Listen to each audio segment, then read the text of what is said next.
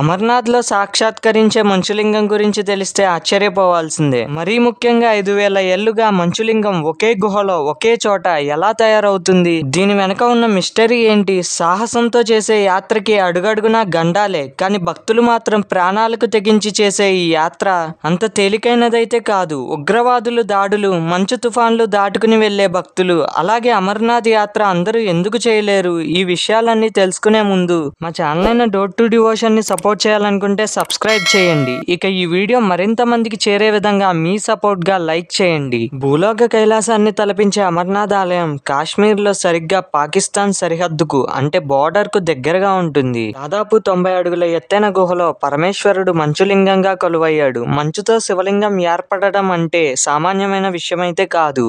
అలాగే ఆ శివలింగం ఎప్పుడు ప్రతి సంవత్సరం సరిగ్గా గుహలో ఒక ప్రదేశంలోనే ప్రకృతి సహజ సిద్ధంగా పరమేశ్వర ప్రతిరూపంగా మంచులింగం ఏర్పడుతుంది. ప్రతి సంవత్సరం లక్షలాది భక్తులు ప్రాణాలను పణంగా పెట్టి శివయ్య దర్శనం కోసం వస్తుంటారు. హిందువులు పవిత్ర స్థలంగా భావించే అమర్నాథ్ ఆలయంలో నీలకంఠుడు ఇలా పంచులింగ రూపంలో ఎందుకు దర్శనమిస్తాడో తెలియజేసే పరమాద్భుతమైన ఒళ్ళు పులకింత చేసే ఆ గాథ గురించి తెలుసుకుందాం. అసలు నిజానికి అమర్నాథుడంటే జనన మరణాలు లేనివాడని అర్థం.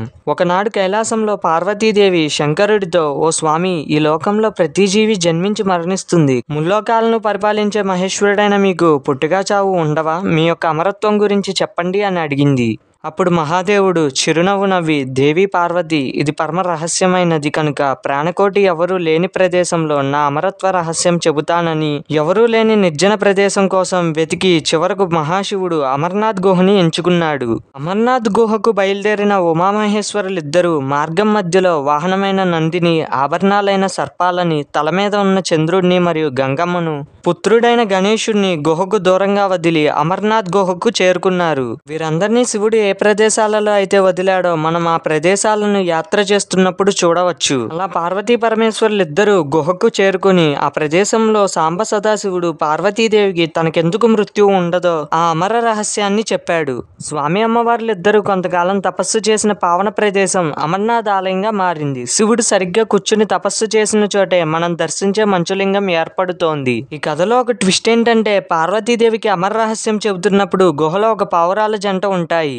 అవి కూడా పార్వతీదేవితో పాటు శివుడి అమర రహస్యాన్ని వింటాయి. వీటిని గమనించిన శివుడు తన రహస్యాన్ని వినడం వల్ల వీటికి మరణం లేదని, ఈ ప్రాంతంలోనే ఇవి జీవించి ఉంటాయని వరమిచ్చాడు. దాంతో ఇప్పటికీ ఆలయం దగ్గర ఈ జంట పావురాలు కనబడతాయి. వీటిని భక్తులు సాక్షాత్తు ఆది దంపతులుగా భావించి నమస్కరిస్తారు.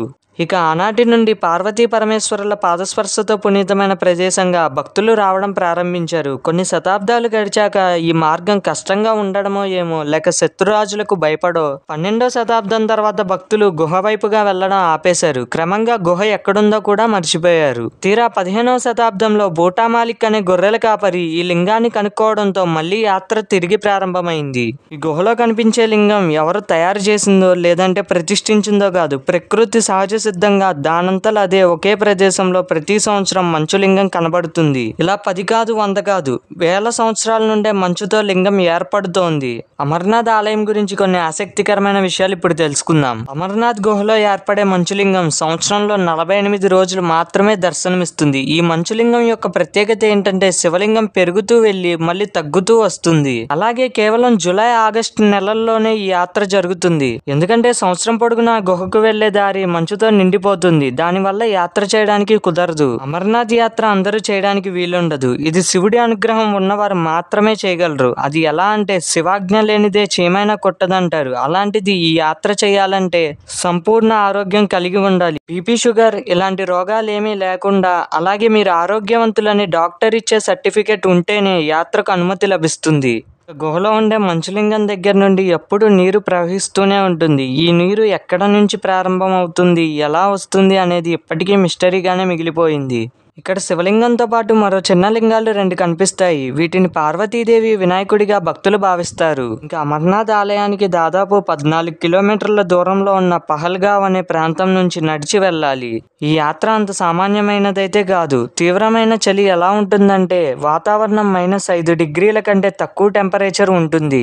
నడిచి వెళ్లే కొద్దీ కొన్ని ప్రాంతాల్లో పీల్చడానికి ఆక్సిజన్ కూడా అందదు. అలాగే ఉగ్రవాదులు ఎటు నుండి దాడి చేస్తారో కూడా తెలియదు. కొన్ని సంవత్సరాలకు ముందు ఉగ్రవాదులు ఉగ్రవాదుల దాడిలో చాలా మంది అమర్నాథ్ యాత్రికులు చనిపోయారు. అమర్నాథ్ యాత్ర చేయాలంటే రిస్క్ తో కూడుకున్న యాత్ర. ఎందుకంటే నడిచి వెళ్లే దారి మంచుతో ఉండడం వల్ల సరైన చోట నడవకపోతే లోయలో పడిపోయే అవకాశం ఉంది. కానీ భక్తులు మాత్రం ఈ ప్రమాదాలన్నిటికీ ఏమాత్రం భయపడకుండా మనసు నిండా శివుడిపై ఉన్న భక్తితో ప్రాణాలకు తెగించి చేసే యాత్రే ఈ అమర్నాథ్ యాత్ర.